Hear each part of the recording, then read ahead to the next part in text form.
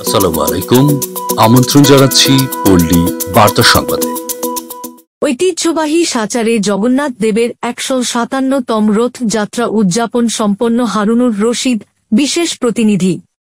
ভারতীয় উপমহাদেশের হিন্দু সম্প্রদায়ের অন্যতম দ্বিতীয় বৃহত্তম চাঁদপুরের কচুয়ার সাচার ঐতিহ্যবাহী জগন্নাথ দেবের জগন্নাথ ধাম পূজা ও সাংস্কৃতিক সংঘের ১৫৭তম রথযাত্রা উৎসবের প্রথম দিনে লক্ষাধিক ভক্তবৃন্দের উপস্থিতিতে উদ্বোধন করা হয়েছে।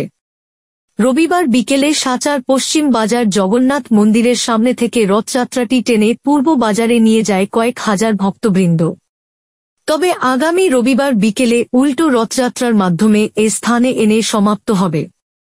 এ উপলক্ষে সাচার জগন্নাথ ধাম ও সাংস্কৃতিক সংঘের সভাপতি বটু কৃষ্ণ দাসের সভাপতিত্বে ও সাধারণ সম্পাদক বাসুদেব সাহার পরিচালনায় প্রধান অতিথির বক্তব্য রাখেন কচুয়া উপজেলা নির্বাহী অফিসার এহসান মুরাদ। অনুষ্ঠানে বিশেষ অতিথি হিসেবে উপস্থিত ছিলেন চাঁদপুরের অতিরিক্ত পুলিশ সুপার রাশেদুল হাসান চৌধুরী, উপজেলা সহকারী কমিশনার ভূমি বাপ্পি দত্ত রনি, কচুয়া থানার OC Mohammad Mizanur Rahman, UP chairman Monir Hossain, Rath উদযাপন কমিটির সভাপতি সুখদেব গোস্বামী, সাধারণ সম্পাদক প্রদীপ কুমার গোপ, অর্থ সম্পাদক রণজিৎ সাহা, সাচার ইউনিয়ন আওয়ামী লীগের সভাপতি মিন্নত আলী তালুকদার, উপজেলা যুবলীগের ত্রাণ বিষয়ক নিমাই সরকার সহ আরও অনেকে উপস্থিত ছিলেন।